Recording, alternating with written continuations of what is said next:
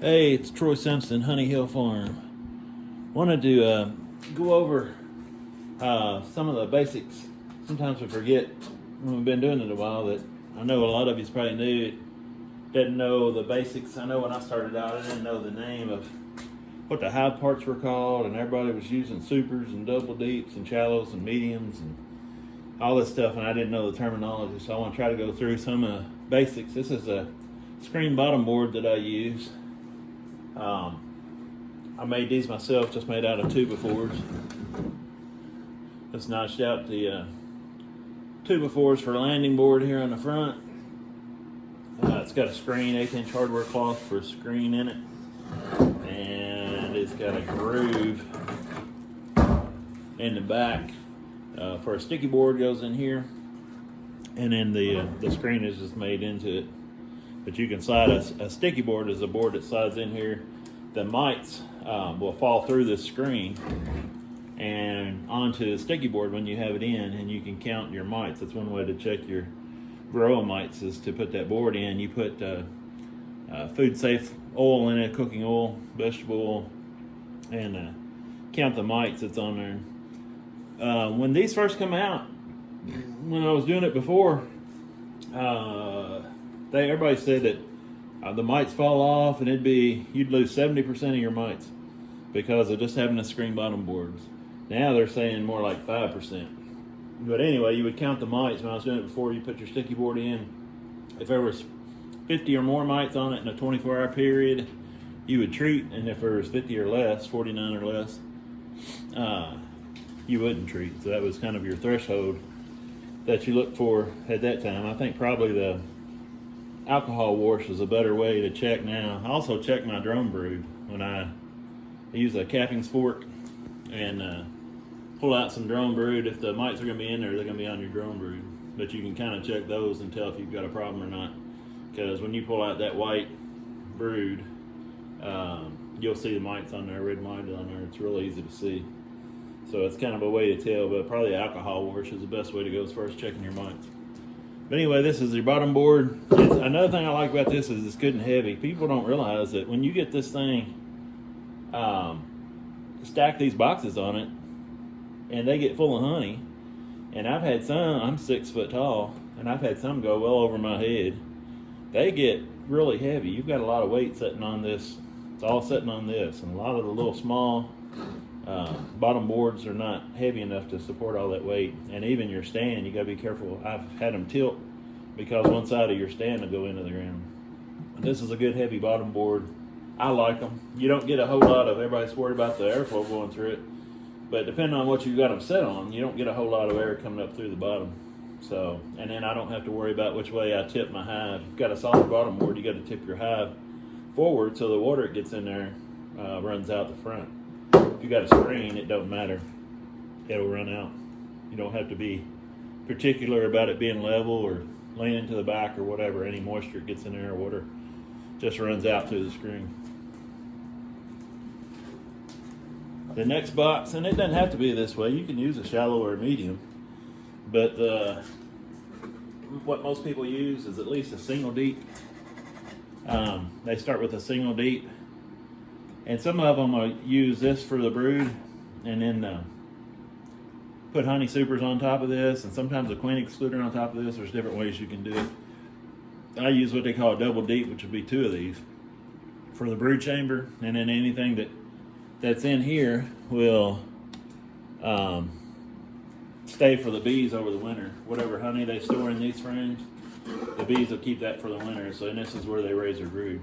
And once they put brood in here, they'll put a honey band over the top, and once they do that, that queen won't normally cross that honey band and go up into your honey supers. She sometimes will. You can't never say never, but as a rule, they won't go over the honey band when they get a cap of honey on there. But this is full of 10 frames. I use 10 frames in my brood chamber, which is what this has. It still leaves you some space when they haven't glued it up where you can move them around. And then I've got foundation, I think, in most of this one. And it's just wired foundation. It's got I've showed you already where I put the staples in it and how I put the foundation in.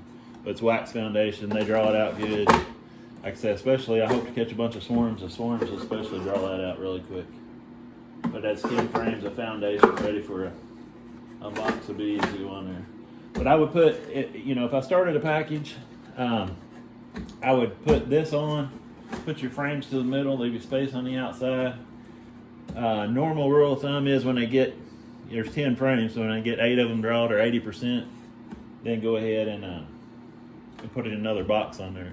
But if they just draw out 4 or 5 in the middle and you add a box on there, they do what's called stovepiping, and they'll do 4 or 5 frames down here, and instead of drawing this all the way out, they'll move up and do 4 or 5 frames in your next box.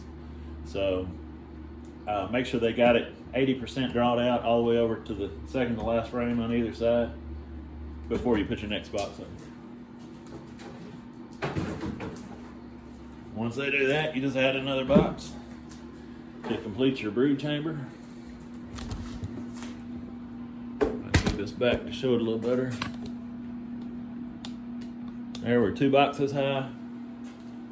Same thing, 10 frames, exactly the same. And they'll fill this up really quick. I make notes. I used to keep notes in a notebook when I got home. I'd take little notes while I was out in the apiary, and once I got home, I'd write them in a book. But it gets, even at that, I put a number on here. Even at that, it gets confusing because they'll draw this out so much that you feel like it's impossible, that you must have wrote it or done something wrong because they draw out so much so quick when there's a honey flow on. But this is your double deep. This would be your brood chamber. Once I get up into these frames is when they'll start putting that band. They'll draw all the comb out on this, and they'll put a band of honey that'll be in a shape, oval shape like that. And once she's got that band, that queen won't normally cross that band of honey. She'll stay down here and lay her brood down here, and anything above this is honey supers. But when you're building up a colony, whether a new colony or one that's overwintered, when they get these filled up, you got to be careful not to let them swarm. If they fill them up too early, then you got to split them and take some of these frames out, or even take a whole box, a whole top box off, and put another new top box on there. But that's part of beekeeping, is knowing when to do that in your area. But if you start honey supering too early, they're just going to swarm. They build up too early and swarm. But this would be your brood chamber. If that's all it was, and they haven't, so they've moved up out of this box, moved up into this one. They haven't filled this one up yet. Just to finish off the hive, you've got an inner cover, is what most hobbyists and sideliners use. You've got a winter side to this, which is this side here would go down in the winter, where it gives them a little space. And you've got a summer side, and this is flat. So if they're drawing comb, summertime, you put this flat side down and put it on there just like that, and square it up, and it leaves just a little space, 3/8 of an inch underneath of this on top of the frames for bee space. So you can see those set down, the frame set down just a little bit. That's your summer position. Your winter position would be this side. You would flip it over. If you had a pollen patty to go on there, or, in the wintertime, they're not drawing comb. So they wouldn't, if you violate that bee space in the springtime, they would fill it up with bird comb. But in the wintertime, you can violate it because they're not drawing comb out. So you can use that for your pollen patties. Have a little extra space under there for them. To get around it won't matter. But it's a wintertime and summertime position on it. I got these cleaned up pretty good, but they still got some stuff on it. And then the next thing goes past that is your outer cover. This is a plastic outer cover that's got some wear to it. You can see where the bricks sit on there, just to keep the top from blowing off. And it's still got some propolis and stuff underneath. But that would be on top of the hive, and that'd be the way it's set. Again, the same rule. Brood chamber, when they get 80% full or 8 frames out of 10, then it's time to add honey supers. In Kentucky, and where I'm at in Kentucky, I've made more honey in the first and second week of May than any other time. So by then, I for sure want to be adding honey supers.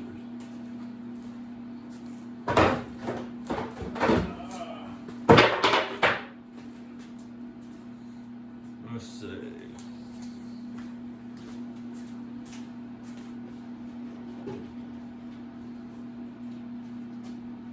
Got most of my honey supers outside, the full ones, but this is an Illinois or a Western. I think I called it the other day a Texan, but it's a Western, but it's a medium depth honey super. These boxes can all be called supers. You'll hear some people say, you know, I got supers on the hive. They'll call these the deep supers. These are supers. Shallows are supers. But normally they're referred to as hive bodies or deeps. This is a double deep system. But your honey super go on top of these. If you start getting bird comb on top of here, or white comb, real white comb, then you probably missed some honey. You probably should have put these honey supers on before that. But you'll put these honey supers on, and it's the same way as the box they went on before. They'll have to draw this out this year. I've got a lot of foundation that's got to be drawn out. It's wired the same way as the deeps are. But they'll draw this out, and the queen won't cross that honey band, and the bees, honeybees, worker bees, will start filling up this with honey. Now these have got 9 frames. I got the spacers in them and got 9 frames in them, and the same goes for this. If you've got a heavy flow and you know it, you can put 2 of these on. But the same thing goes if there's not a heavy flow and they put 3 or 4 frames in the middle. They'll stovepipe the same way on the honey super. So they'll, 3 or 4 frames here and then 3 or 4 frames in the next one. But if there's a heavy flow, they'll fill out everything they've got. So that's another thing, like I say, it's one of the things you just got to kind of know when to do what. But I usually put one on. I don't have that many hives that I can't check them quick enough. So when they get 80% of this full, get 1 frame from either side. Then these are only got 9 frames in them. But when they get almost out to the outside edge, I'll put another honey super on. And when I go to pull these off to extract them, all these frames in this super will be capped because I waited. A lot of times you put that second one on, you'll have capped in the middle and uncapped on the outside. Uncapped, you never know if the moisture percentage is right. If it's got high moisture, your honey's going to ferment. If it's capped, you really don't need to. I say you don't need to check it, but it's normally okay if the honey is capped. If it's not capped, now a lot of people say shake the frame. You'll shake the frame and see if the honey falls out. And it can be thick enough even when it's uncapped, but if you don't have anything to check it with, just make sure you're extracting capped honey and that it's good and thick and it won't ferment. But you can keep adding these up.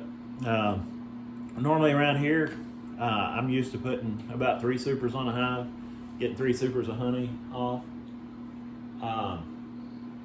These supers I hold about 2.5 gallons of honey. So 2 supers would be 5 gallons, 3 supers would be 7.5. And I kind of judge my hive that way. I like to write down and keep records on if a hive, I will have this hive numbered out in the field, and I'll keep records. Well, this hive, I spent this much on foundation, and I spent this much on sugar water to feed them or whatever. And then if I calculate if it makes 3 supers of honey or 7.5 gallons of honey, and I calculate what that honey sells for and then put that. And then I've got a plus minus sheet of what it cost me, $50 and I made $200, whatever it works out to, however it works out, or however much you sell your honey for, or whatever. And then I get an idea, this hive, number 49 or whatever it is, made $200 for 2021 or 2020. That way, a lot of times you'll see, I saw in the past when I had a lot of hives, some hives, if you didn't keep the records, you wouldn't know, but some hives every year will cost you money and not make honey. And you've got to do something different. You can keep bees alive and they'll stay alive, but you'll find that some of them just won't ever make honey. And the best thing to do about that is requeen them. Put another queen in it, and that'd be your first step. But it may be the spot, it may be the location, maybe mite load, maybe viruses from the mites, maybe any number of things. But kind of try to keep records, and you'll see if a hive's making you money or costing you money. If it's costing you money, don't I've milked and nursed hives till I was blue in the face, and to go year after year and then never make any excess honey. Go ahead and combine them with another hive if you have to, but don't keep nursing a hive. Give them a chance, requeen them, do what you got to do, and then use the newspaper method and combine them with another hive and cut your losses. Because you can nurse a hive, spend all your time. It's kind of like life. It seems like needy people take all. You know, some people you can help and some people you can't. And I'm all for helping people, and we should.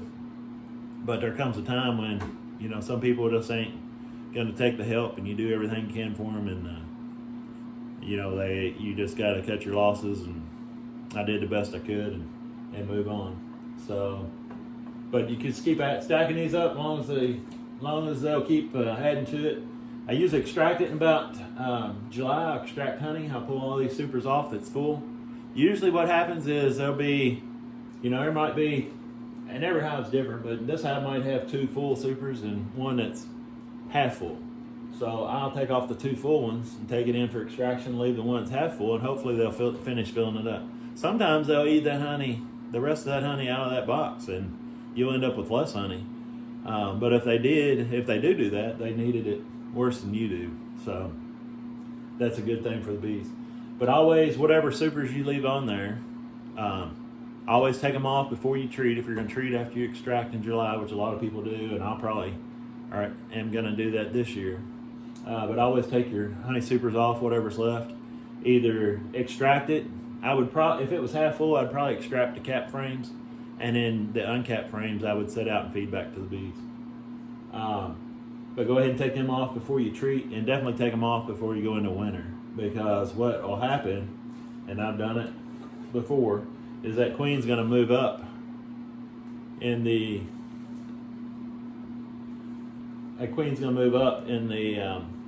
wintertime into spring, and she'll lay brood up in here. You'll come back in here in the spring if you left this on all winter, and she'll have all this full of brood. I like my honey supers to only have honey in them. I don't like them to have any brood. If they have only honey in them, for the most part, don't take it for gospel. Never say never. But the wax moths will leave it alone. The wax moths are after the pollen and I guess the cocoons and the stuff that brood has been raised in. But if it's just had honey in it, they're not as apt to bother it. We had a beekeeper that got really upset with his mentor that told him that wax moths would never bother a super that had only honey in it. And he believed him, and he left them all together, and they moved from the brood chamber empty combs to the honey super empty combs and destroyed all of his honey super combs. And he said that they wouldn't do that. So he was pretty upset. But I think he misunderstood, and I think the mentor didn't make it clear enough. So, but they can get in this, but for the most part they won't. When it's just had honey in it. And I like my honey supers to be good and clean, and as clean as possible. And that brood comb will get dark and black over the years where they spin cocoons in those cells. Doesn't really hurt the honey. I just don't like it as well. I like my honey supers just to have honey in them. Alright, so normally going into winter, this is what your hive is going to look like. If you can get a package or a nuke to build up and fill all this up before wintertime and it be heavy, then that's a good first year. Sometimes a hive will make you honey the first year, but most time, if you can get them built up to this point where they got both of these boxes full, got 20 frames of bees, pollen, honey, then you're in good shape. That's pretty much what you want. What you're doing this year will make you a honey crop for next year. So they'll have this whole box full and going into winter, and they'll be in the bottom with this top full of stores for them to move up into. Bees, not always. I was told in the beginning that bees would always move up. They want to move up, and that's what they'll do, but they'll also move down. In the wintertime, they'll move down and fill that up. As they put honey up here, those bees will move down to the bottom of that honey. but all winter long, they're gonna eat whatever's down here, and they're gonna move up in the top box. So in the spring, I expect to see them in March in our area. I expect to see this box empty in March. That's why we reverse, and this box full, and that's where your bees will be, and that's a healthy colony. You've got to get used to hefting. You got to know what hefting is, and you can get real technical with this. I know beekeepers has got their hives on scales, and you got to have this many frames of honey and for this much bees, and get real technical about it. Most beekeepers that I know heft their hives, and the way they tell if they're good going into winter, if they're good during the winter, is to learn to heft that hive, and you can tell how heavy it is. Tell how much honey they have by how heavy that hive is. I've got or had hives that normally will be so heavy, especially going into winter, that it feels like it's glued down to the whatever it's sitting on. When it's not, it's just sitting there. But you got to get used to hefting your hives. But in March, like I said, they'll move out of this box up into this one. That's when we reverse. You'll take this box out, put this box on the bottom, and just reverse these two boxes. Normally, that's what reversing is. But normally what will happen for me is I'll end up with this hive. It's a good time to switch out this hive. There's nothing in it or very little in it. I can switch out the frames, change out the frames if they get really dark, get better frames in there. If the box is getting kind of rotted or needs to be painted, I can take and then one of these new boxes, and instead of putting this box on top, I can take this one out, do the work on it I need to do, and then put another new painted box on top of this one, which will be down here. So they'll reverse, and I'll reverse them in the spring as many times as they'll let me. If I move this one down and it's full, and they move up into this one again and leave this one empty, I'll reverse them again. I've had to reverse them several times. As soon as they start filling up both boxes, reversing time's over. So this is March, you're reversing, and more again, all beekeeping's local. But this is the month of March, reverse. In the month of April, they'll start filling both boxes up. 1st of April, if I go out here and both these boxes are full, I'm splitting. And what I'm probably going to do, I'm going to leave this hive with the bottom box full of bees and the queen. I'm going to leave the queen in here. I want all the foragers, and the queen, this is my honey producing hive. This box here I'm going to take off, and I can leave it as one box and I can put a queen cell in here, or a virgin queen, or if I can get a queen in there pretty quick, I may be able to make honey off of this hive too, if I leave it a full hive. But I've got options. I can do that. I can try to get a couple nukes out of it. Myself, I probably wouldn't do no more than 2. But I'd put half the frames, bees, brood, and honey, in a nuke, and the other half in another nuke. Make 2 hives. Again, I'm looking for next year. If I do that, I'm looking for next year. But I take these off, probably put a nuke on it. It's early April. Got 1 full box of bees. Normally, what I've seen, if it's early April, they'll fill this box up again. If they get it filled up again, toward the middle of April, I'm going to split it again. Sometimes you might have to reverse several times, but you might have, depending on the hive and how strong it is, you might have to split several times too. If they fill up another box and it's the middle of April, I feel like I've got time to go ahead and make another split out of this top box, and these still build up in time for a honey flow in May. Drawed comb helps a lot. If I've got foundation, it's going to take them longer to draw out that foundation. That's why the drawed comb is so important. If I can put a drawed comb on here in the middle of April, they'll fill it up and be ready to make honey in May. It'll be 2 boxes full again. And by the end of April, 3rd to the 4th week of April, that's when I'm going to start adding honey supers and start collecting. Again, it's in this area. So, but that's kind of the way that I do it. And then once again, start adding the honey supers. 80% full, add another honey super.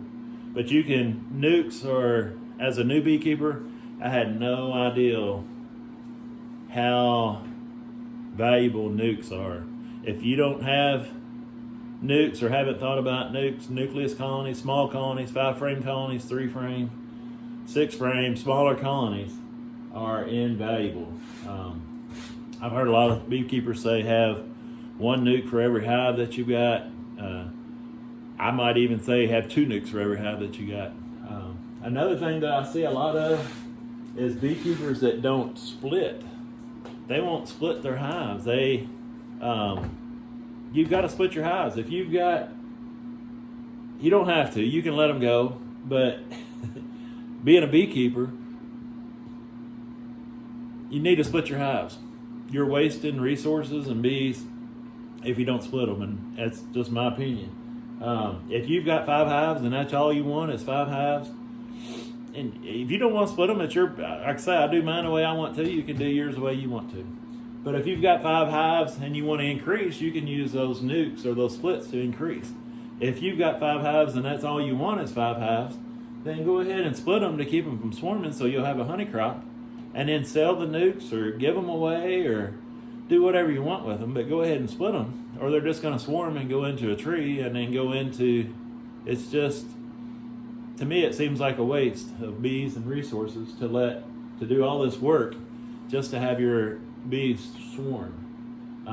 So if you're increasing your numbers, use your splits to increase. If you're not increasing your numbers, use your splits to, if you belong to a club, there's beekeepers in your club, I'm sure, that would love to have those bees. And, again, it's up to you. You're the beekeeper. Sell them full price, sell them half price, give them away, do whatever you want. It's yours to do what you will, but I'm surprised every year by, oh yeah, they swarm, I didn't do anything with them, or I don't want no more hives, I'm not going to split them. Well, they're going to swarm, and when they swarm, if they fill up both of these and half of them leave, and that's what they want to do. That's the way they're built to work. That's the way they increase their numbers. That's the way they do it. They're going to swarm and take off and they'll make enough honey for them to last through the winter, but they're not going to make any extra honey for you, or very little. So split your hive. Get used to splitting. It's not intimidating. They'll raise their own queen. You can split them, make nukes, set this box to the side. It'll raise its own queen and make a hive for you. You can, your plan could be to have a honey crop off of this box, and whatever you stack up here, set this one, you could set it right beside it. All the foragers come back to this box, and you've got the nurse bees over here so they don't build up as quick. And it takes them, 3 weeks to a month to raise a new queen and have her laying. But that'd be a good hive for next year. You can have another whole hive sitting there. Keep it till next year and sell the whole hive. It's amazing what these bees and nukes and hives are selling for them. Let it pay for your hobby. Let it pay for itself. It can very easily take care of itself and pay for itself if you take care of them and do your splits. And you don't have to be a pro at raising queens. Like I say, they'll raise their own queens. Pretty easy. It's not difficult. You'll look in here a lot of times and find swarm cells. You might get in here right before they swarm and see a bunch of frames of swarm cells. You can put them in different nuke boxes, and those swarm cells will hatch out and go and get mated and come back, and each one of those nukes will be a new hive for you. And you already you saved your bees and turned one hive into 4. A lot of beekeepers say that the secret to beekeeping is you're going to lose hives.